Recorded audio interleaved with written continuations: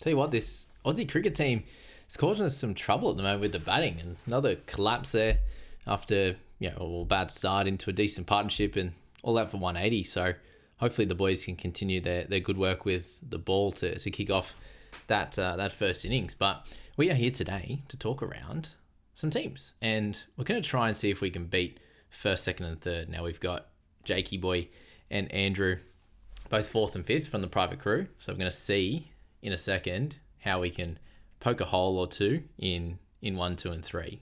And I'm hoping, because I'm most likely going to see their teams and go, wow, they're incredible. So I'm going to try and see what we can do. But Johnny reached out from the private crew. He's in 97th right now. We're going to go through a few of the different ranking points. So we've got 97th here, and then we'll go to a couple thousand, sort of 5,000 and one at 10,000, and then first, second, and third there.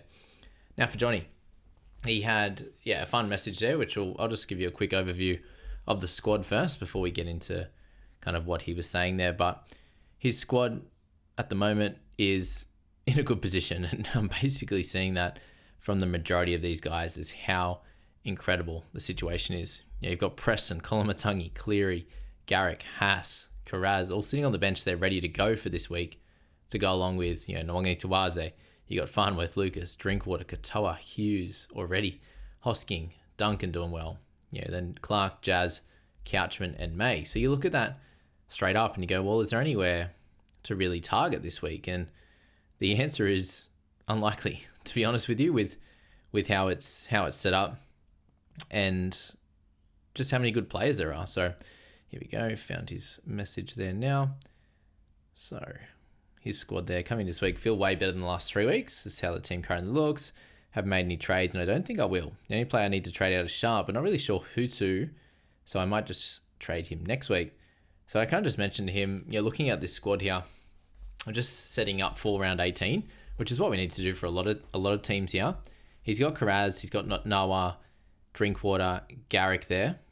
So, and then Lawson would be his last centre, but probably not a spot you'd want to go for. And with his situation not needing to trade this week, that's where Sharp can, you don't have to for the sake of it. And what's missing in this side is a James Tedesco, in my opinion. So Garrett can move up to centre or Karaz, and then you could push in, and then Nawa as well. So many dual position guys. So Teddy's the one missing piece in this side. So that's the good thing. He also has the two cheapies, so King Tonga and Lawson, and that's why the rest of the team looks really strong as well, is because he's not sitting with just King Tonga like myself. He's got that other cheapie, which pushes the rest of the squad, the rest of the 19, to be very, very good.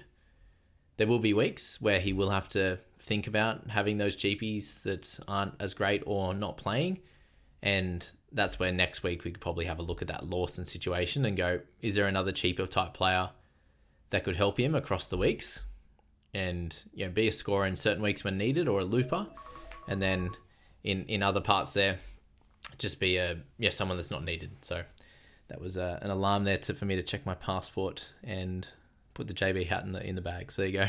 Heading to Auckland this week. If you are heading to somewhere in Auckland this weekend, full-time sports bar and eatery, I'll be there most of the day on Saturday from the afternoon, there to watch the Wars game with a few of the private crew squad. So if you do want to come and say hello, that'll be awesome. Already had someone reach out saying that him and his boys wanted to come and say hello.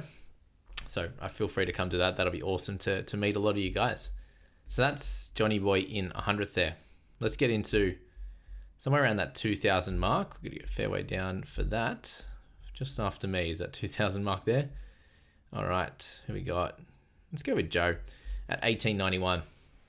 So 762 last week. You see the difference really between this side and the one we just looked at with Johnny. It's just a few more of those mid-range guys that aren't the top tier. Aiken, he's got Yongi, has sold Haas, so spread out the cash a little bit more.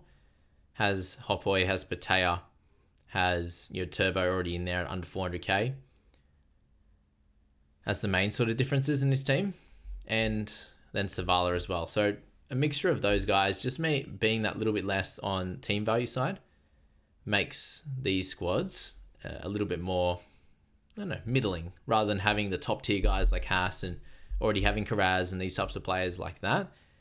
We're in a situation where we're holding, usually, if we're not going as well, like myself and Joe, solid, but not, in the top 100, is that you've got a couple of these guys that are like, they're fine to hold. This team doesn't have a Hosking, but that's the type of play you would have in this leveling side. Yongi, Aitken just doing okay, and that type of thing. They're foggy at the moment, that type of player. So that's probably the only thing to think of with this squad, Joe. And you see the teams that are doing well. He's got the one cheapie in Duncan, or mid-range guy, in Duncan, that's doing a great job. And you're getting on the hot hands like that and then building to top tier guns. So that would be my suggestion for Joe's team, and for a lot of squads out there, anywhere between, all squads, but usually a little bit more of a middling team from like 1,000 to 5,000 rankings. So that's just something to note there.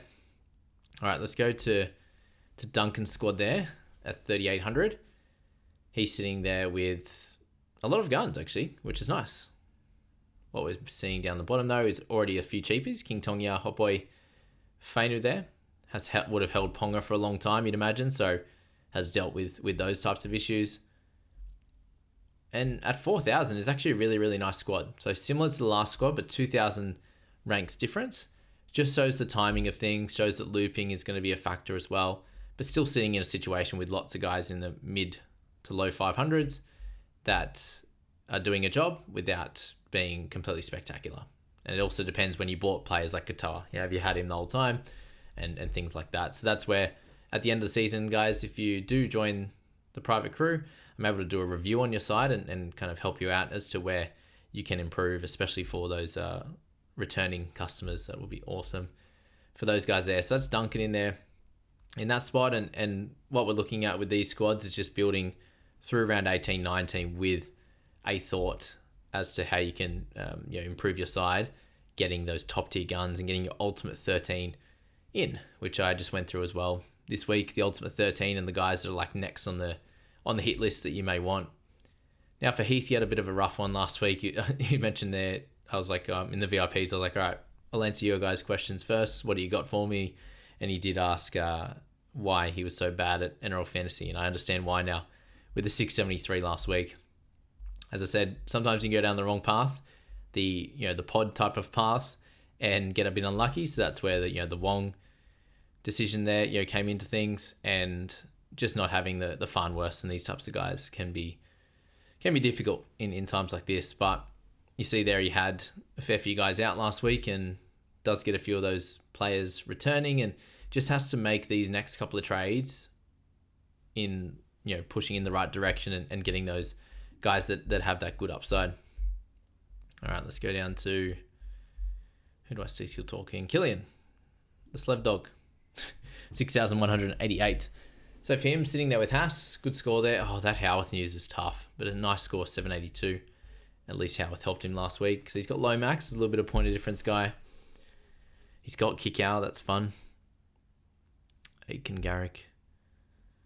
Yeah, so pushing into a situation where Howarth was hoping to be in a good position with Howarth at centre, but that's all you can do really, is just push, try and get the correct guys that are going to do a job for you. He's got Clark at least. He's got guys that have the upside, so that's a way that you can push from about that 6,000 mark into a much better position, is getting those guys that we know have that 60s, 70s, 80s, 90s upside.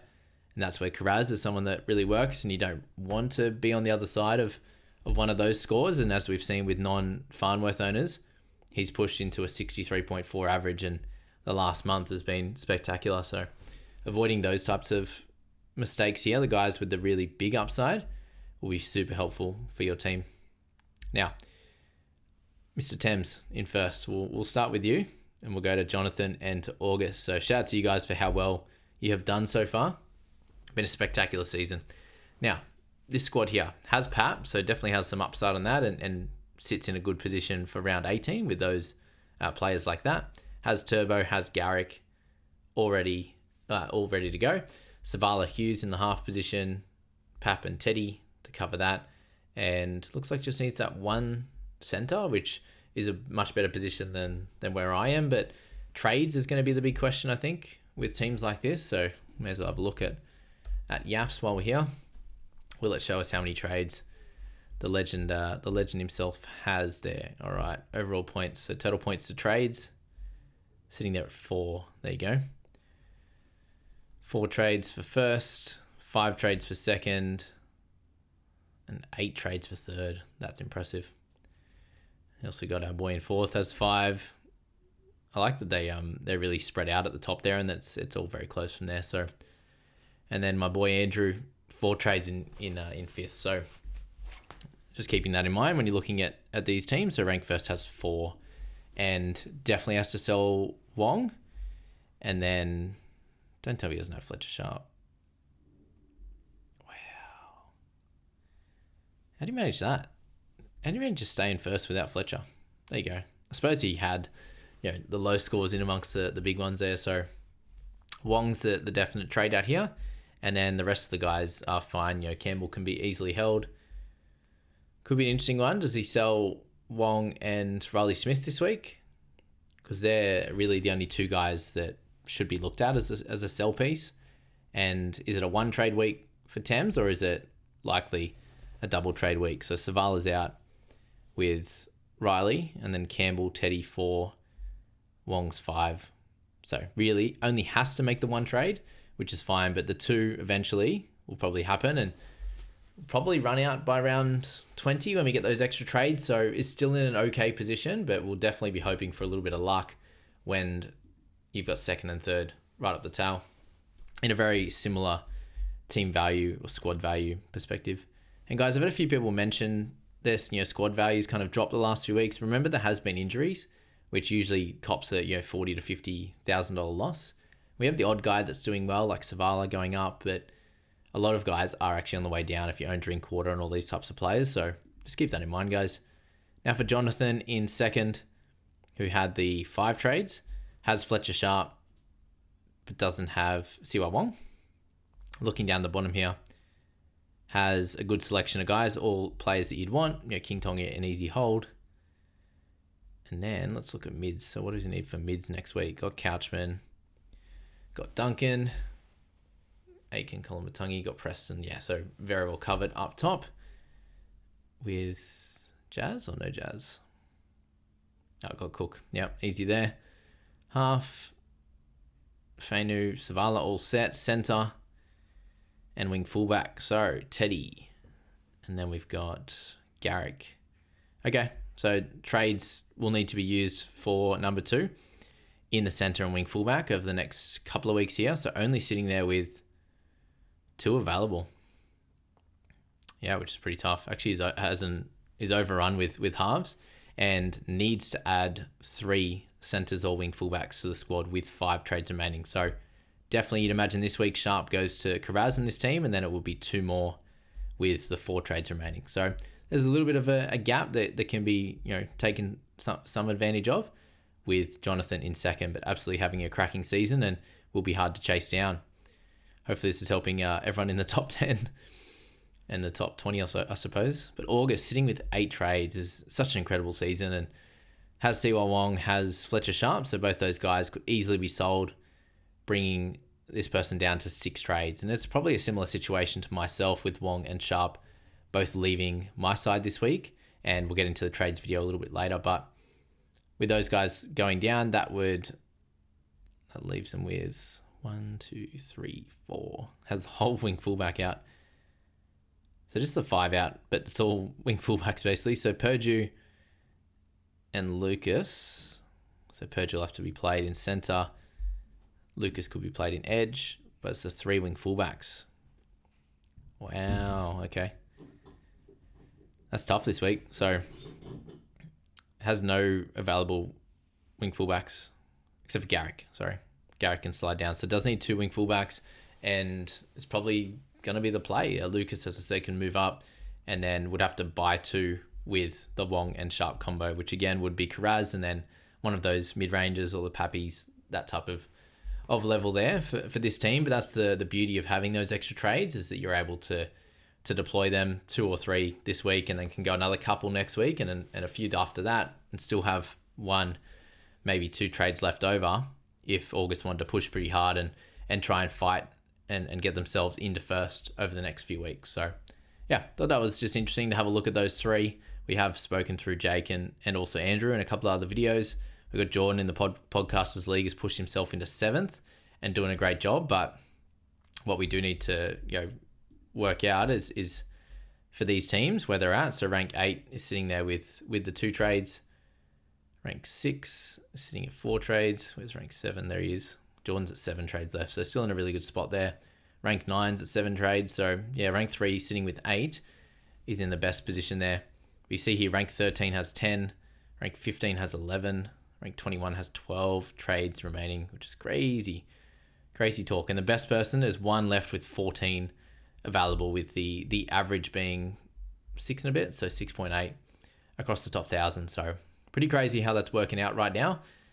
Let me know if this video was cool for you guys. If you're in 3, 4, 5, 6,000, you can just have a look at where to improve and making sure you have good numbers for 18, 19, but getting to your best guns, not middling. I think it's going to be the best play, and that's something that I'm going to be focusing on, and we'll talk through that more in the trades video. And then if you're in that top 500, top 100 kind of thing, you've got someone to chase in that top 3. So hope it all works out for you this week, guys, and we'll catch you in the next video.